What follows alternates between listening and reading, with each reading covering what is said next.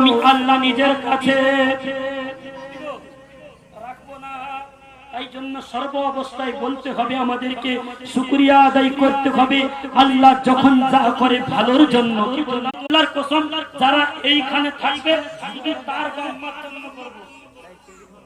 তুমি বাইরে ঘুরবে, ঘরে ঘুমাবে, আমার কি দায় করেছি? তোমার বাপ কবরে আমি দোয়া করি।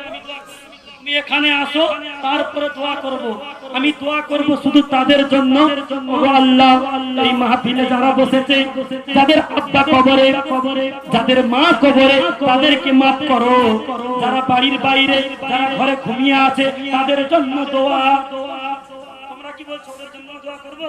তোমরা কষ্ট করে বসে 2 ঘন্টা জলসা শুনছো, তোমাদের আব্বা মা, তোমাদের মাই মুরব্বির লেগে দোয়া করবে। ওরা ঘরে ঘুমাবে, আসবে না এখানে।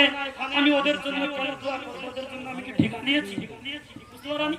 যে কথা বলছিলাম, আল্লাহ যখন যা করে ভালোর জন্য করে।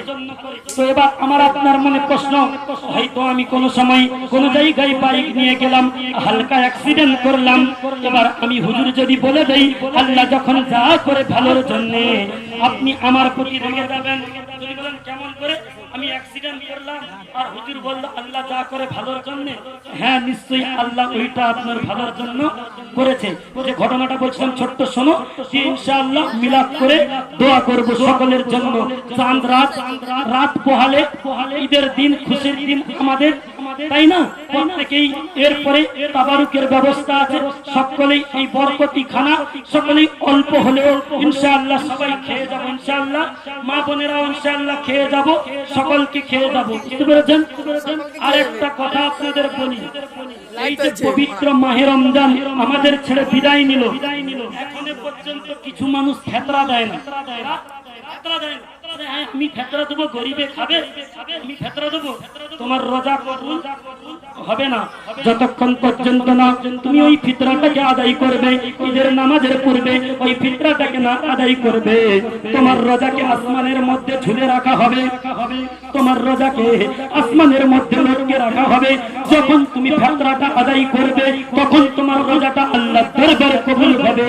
নচেত তোমার রোজাটা ততক্ষণ পর্যন্ত আল্লাহর দরবারে ভালোভাবে কবুল হবে না। কারণ ফিতরাটা রোজাকে উদ্দেশ্য করে। যে কথা বলছিলাম, আল্লাহ যখন যা করে ভালোর জন্য করে। একজন ব্যক্তি ছিল, তার সঙ্গে একটা তার কর্মচারী ছিল। ওরা কি করেছে? এক জায়গায় বেড়াতে বার হয়েছে। ভালো করে শোনো মা, ঘটনাটা ভালো করে শোনো কান দিয়ে। বেড়াতে যখন বার হয়েছে, ঘুরতে গেছে, ঘুরতে যাতে পরে